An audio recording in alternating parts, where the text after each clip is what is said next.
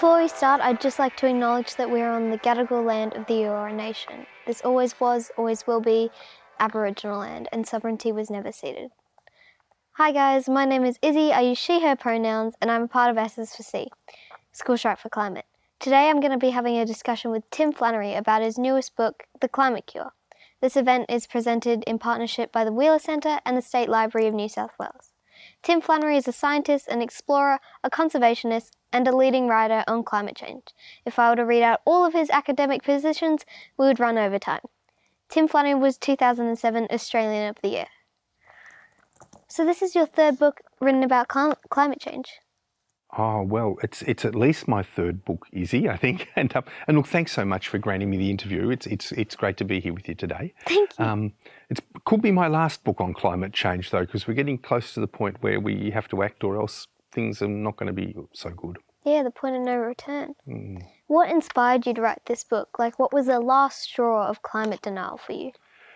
I think the reason I decided to write this book now was that I could see that the climate science was gathering to the point where we were approaching those earth tipping points and things were looking increasingly dangerous. And with the COVID pandemic, we could see that governments can act. And it struck me that, okay, I can see how we can cure this problem, how we can fix it, how government can fix it along with people and industry. And so that was really the motivation for writing the book, was to try to encourage people to act now to avoid much worse consequences in the future. So Izzy, tell me, how did you get interested in climate change? I've always been kind of aware of it, you know, like compost at home, we have a worm farm, save water, don't really buy snacks in like plastic. But I guess the day or so that I really got interested in it was September 20th. It was a School Strike for Climate strike, and I went to it not really knowing what was going to happen, but I heard these incredible speakers. There were scientists, there were coal miners, there were First Nations people, and they really inspired me that this is something worth fighting for and it's something we can fix. In your book, you outline a plan for the climate crisis. Many talented scientists like yourself have very accessible research and detailed plans of how to fix climate change. Why do you think the government still refuses to act? Well, some governments are acting. I should say, so state governments in Australia are acting. A Liberal government in South Australia is really leading the way here in Australia. And in Europe, we see fantastic action by governments.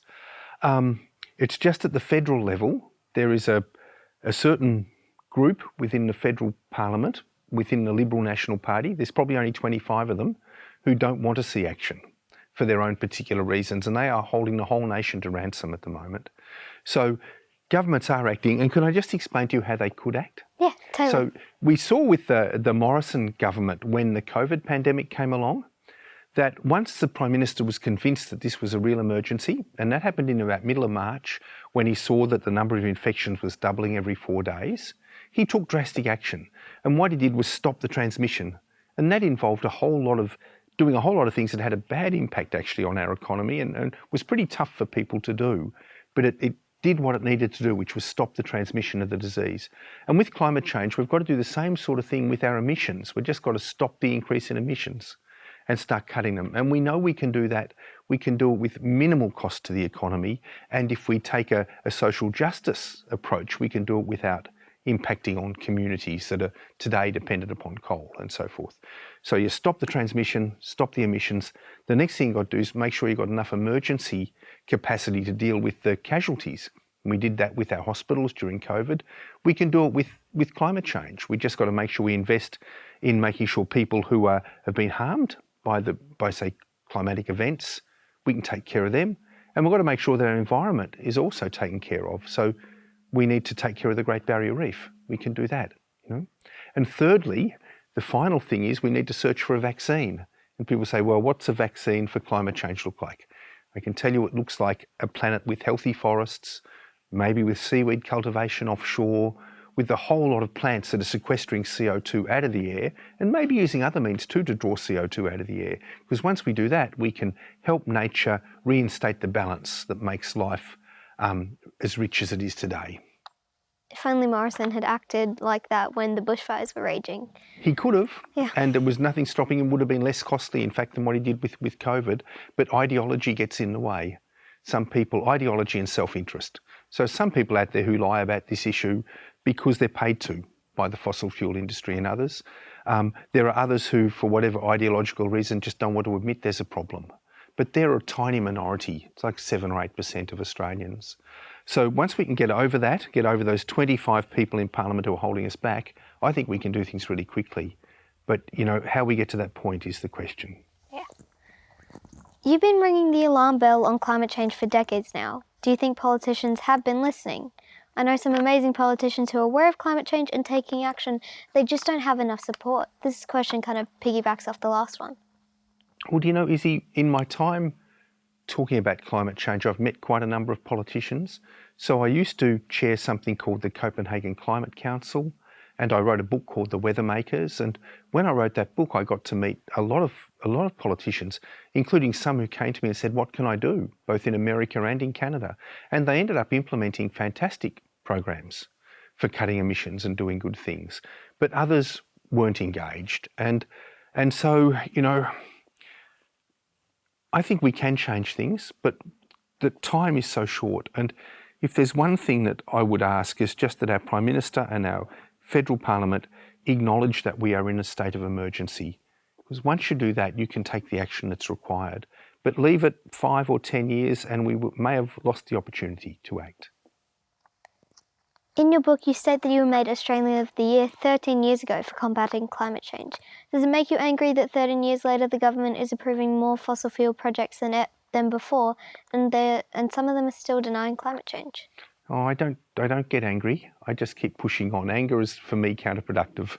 I need to be very focused on my job and just get on with doing that job. They have to live with themselves, the people who are doing that.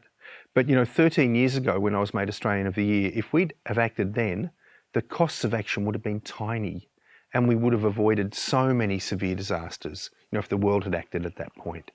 But they didn't. So we're stuck in the situation we are today, and we've just got to keep on calling for responsible action by government. We just need that action as soon as possible. Yeah, as soon as possible. Like I said, if Australia's Prime Minister came out today and said we are facing a state of emergency in terms of climate change and here's what we need to do, I think he'd have almost the entire nation behind him. Definitely. Do you think it's too late to fix this? It's not too late to fix the climate problem, but we will have to live with a certain amount of damage we've already done. And I need to explain why that is. So, you know, with the COVID pandemic, the figures that we have today that are announced in the newspaper today of the number of people infected, that number was really determined a couple of weeks back when transmissions were happening, right? So there's a period of like incubation and so forth before people actually, the disease becomes evident. So climate change is a bit like that, in that the manifestations of climate change we're feeling today were really set rolling several decades back when emissions got to a certain point. And those CO2 emissions, they sit around in the atmosphere and it takes them 2 or 3 decades to reach what's called their full warming potential. So that means that for 2 decades, they don't trap as much heat as they could. So you see there's a lag time. So what we'll see over the next 20 years is the emissions we're putting out today will determine the situation 20 years from now. So if we start cutting now, we know that when you're in your early 30s, the situation will start getting better. If we don't cut now, then could get rapidly very much worse. Yeah. I know that the future can be terrifying. What is something that comforts you in the fight against climate change? Well, look, I guess I take a very long-term view of change, and I know the Earth itself has survived a lot of change in the past. I know this is a very large-scale, unnecessary and damaging change. And the thing that distresses me is I've got a 7-year-old son, and I think about the world he'll be growing up in and think how unnecessary it is to inflict that on him, when all we need to do is build more electric cars and use more wind and solar rather than coal. It's simple things, you know. But we just have to create that change. So I do feel a sense of responsibility that I feel like I have to do my best to make that change, as hard as it is to keep making that case and sound like a broken record going on, but it is incredibly important. Yeah, I can definitely relate to that. I think me and many other kids our age would say the same thing, that we owe it to future generations to keep on fighting for this. Well, exactly. And you know that the amount of the change we've forged in the climate system now will be very long term. So you know how the Earth has gone through an ice age every 100,000 years or so up to now? Well, there won't be another ice age now because there's enough greenhouse gas in the air that it'll tip the balance the other way. And no one's going to be around in 100,000 years' time, so say, why would you care? To me, it's just it's an illustration of how much impact we've already had. Yeah, that definitely makes sense. On page 76, you have a quote from Walter Wire, and he talks about how he's a bird that can never stop flying because his home has been taken from rising sea levels. And he says, many birds out there are just like me. Do you think the Australian government is doing enough to protect the climate refugees? Well, clearly, unless you recognise that there is an emergency happening, you won't act with all of the intensity that you need to. So my view is that the Australian government is not acting sufficiently in terms of protecting people. And look, I've done a lot of work, Izzy, in the Pacific Islands. I spent most of my life as a scientist working in New Guinea and in the Solomon Islands, and I still have great contacts and friends up there. And I can see the climate impacts that are already happening. Now, some societies are helping each other, you know, so in Torres Strait, for example, and in New Guinea, people who lose their land to sea level rise, they get an invitation from a neighbouring clan to take over another bit of land, which is fantastic. But as the problem accelerates, we will need to help more. And I think the Australian government needs a forward-looking plan to say, how will we help our neighbours, our neighbouring countries? Because after all, we have played a very big part in creating the problem. So we need to make sure we act so that our neighbours aren't devastated by these changes. Yeah, I totally agree with your point where you said we are majorly creating the problem because we do export a lot of coal.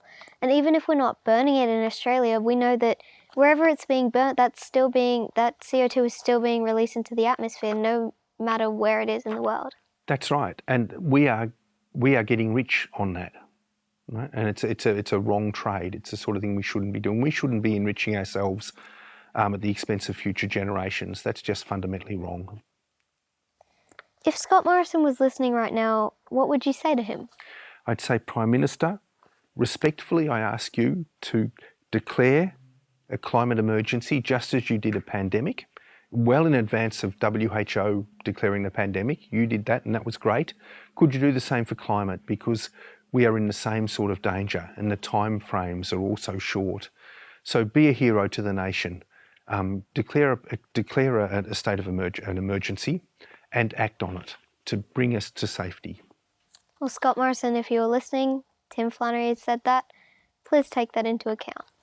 Very kind, Izzy. I hope he does hear it. Yeah. What is the most important thing you think should be discussed at COP26? Well, COP26 is it'll be the last meeting, most likely, where we can still forge a sort of what you call a satisfactory outcome. So an outcome where there isn't too much loss. So what I hope is discussed there is this idea of an emergency, to say we are now in the last moments where we can actually where we can have effective action at the scale we want. How are we going to divide up the burden? How are countries actually going to do that? And up till now, a lot of the COP meetings, it's all been, well, I win, you lose type stuff, you know. But we now live in a win-win world, right? Because clean energy is so cheap. So we can all win, we can all benefit if we make the transition effectively. Yeah, we really need to just work together and move forwards in the future. We can't be stuck over, profiting off gas and coal, and we can't stop dilly-dallying. We really do need to move forward, and we need to take action now before it's too late. That's really true. And we need to make sure everyone wins from that action. So, one of the things that the fossil fuel industry does is they'll go out into the regions of Australia and say to people who are working in coal jobs in the regional towns, you've got nothing if you haven't got coal. And that message of despair just keeps those communities dependent upon that government and upon what is really a toxic industry. Whereas what we need to say to them is that we and you, we're all Australians, we're all in this together. We want to forge a transition where nobody loses their job. You might be doing different sorts of jobs, but let's make sure that nobody is disadvantaged as we go forward with this. And we can do that. We are so wealthy. If Germany can do it, we can do it. And Germany has just done that sort of thing. So if we can just reach out to each other, not say, oh, you're the enemy just because you vote for a different government or different party or whatever, that's kind of irrelevant. We need to understand we're all in this together and we need to work together to get out of a very dire situation. I totally agree with you. I'm not for one party or the other. If someone comes up with a climate policy, I will support them. Well, that's great. And, all too often climate change is used as an ideological weapon to bash the other side. And both sides do that. We need to move beyond that. We need to say, no, we need a different approach to this. Definitely. This book really helps put into perspective how much we will save, including the economy, if we just switch to renewables. Why do you think the government is still hooked on those fossil fuels? Well, I don't think the whole government is hooked on fossil fuels. I think there's a small number of people who they're probably paid by the fossil fuel industry or they have an interest. So, we've had a number of government ministers in Australia who've left the parliament and then joined the board of a fossil fuel company. Miracle, yeah, but no, that's a long-standing relationship. Yeah. Both sides of politics have done it. I mean, Clive Palmer, is a coal miner who's still in the Senate. So you can't say that's anything but self-interest, So if we can make sure that our politicians act ethically, right, represent the people they're supposed to represent and not some hidden fossil fuel industry that's paying their way, we'll be much better off. How we do that in a democracy is something your generation's got a better chance of solving than ours. I think we've been pretty dismal in terms of getting a more honest and transparent form of government in, but I think it is entirely possible. Yeah, your point about Clive Palmer, what seems so crazy to me is he must have children or nieces or nephews or godchildren. How does he not realise that those kids are getting affected by his choices? Well, I can tell you what he probably tells himself, Izzy, which is that, we'll just go to a gated community somewhere and cut the world off and everything will be fine. It's totally impossible, right? The medicines he uses, the cars he drives, everything. He's part of a global community. That's not going to go away. And if the global community collapses because of climate stress, he and his children will suffer. But I do wonder what they tell themselves. I sometimes think that when you get that ultra-wealthy group of people who are billionaires but are still looking for more money, it's like an addiction. It's psychologically unhealthy. Once you've got enough of something, that should be okay. Then you go and try to fix another part of your life, Yeah. But some people don't do that, and it's sad to see, actually. I find it for them individually as people, I just think, what a sad life you must have if you're stuck with this addiction and you can't do anything about it. Something I might say is, the money I'm getting will be going towards my kids' future, but it's what about your kids' friends? What about your kids' neighbours, Your kids' Not society, yeah. the natural world they enjoy. And besides, when you've got $1 billion, even your kids will never be able to spend that in their lifetime. It's not like you're adding anything beneficial to their life by doing that. You go into greater detail of this in your book, but could you summarise your plan to fix the climate crisis in 3 short sentences? Yep. Recognise an emergency. Start stopping the transmission, so stop the CO2. Create an emergency room to make sure we can take care of all of the casualties, human and non-human, and search for the vaccine, which just means treating our world better, protecting our forests, protecting our oceans, letting the world do its thing in terms of sucking all that excess CO2 up. That's amazing. You make it sound so easy and efficient, and we know we can do it because of how the Morrison government is working against COVID-19. That's right. It's exactly the same sort of thing. There's 3 simple steps to solve the problem, and we know we can do it. We are doing it for COVID. So if we can do it for COVID, which is a pretty fierce enemy, we can do it with climate. All that's left is we need to take action and start now. Yeah, and convince our Prime Minister to lead us out of danger and to a better future.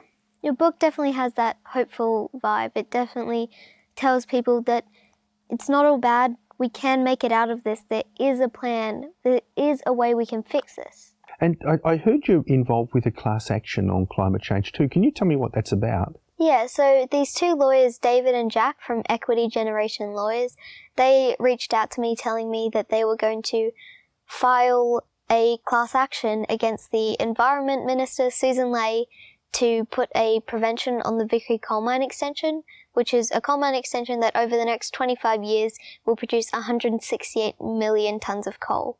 And so it's 8 kids around Australia, and we are putting in this class action in court to try and get that coal mine prevented. And actually, anyone under 18 can join that class action at equitygenerationlawyers.com, I think, and they can sign up and put their name under that. Wow, that's fantastic. Congratulations. Thank you. And can I just ask you finally, I mean, you're 13. Yeah. So I guess you might feel that it's going to be a while before you can have an impact on things beyond the sort of stuff you're doing. Do you think the kids of your generation feel a bit helpless, or do they feel that the older generations let them down? I'm not sure about the letting them down. Personally, like you said, sometimes the negative feelings can have a bit of a negative impact on what we're trying to go for. But I definitely feel like a lot of my peers have said this to me in SSVC. They've said when adults just say, "Oh, well done, you're doing so well," and then don't go and then go and support, politicians who have a negative impact on climate change, it's kind of frustrating because they're not really, they're just saying, "You're doing a great job," but we don't want to be told that. We're not doing this for praise, we're doing this for action. And when we're just told, "Oh, you should be in school, you don't really know anything," or, "Oh, good job, but leave it to the adults," it is a little bit frustrating because it's hard to get people to listen to us, is what I'm saying, I guess. Yeah, wow. It's really sobering to hear you talk about that. And thank you so much. Thank you all for joining us tonight for this conversation with Tim Flannery, and thank you again to the Wheeler Centre and State Library of New South Wales for making this event possible. If you want to learn more about these important issues, you can buy a copy of The Climate Cure at your local independent bookstore. The official online bookseller for this event is Paperback Bookshop, and you can buy a copy through their website to be delivered anywhere in Australia. Thank you to everyone watching, and thank you so much, Tim, for sharing your thoughts. Oh, thanks, Izzy. You were just fantastic. You could get a job doing this. Thank you. Oh, stop. Visit wheelercentre.com for the best in books, writing and ideas from Melbourne, Australia and the world.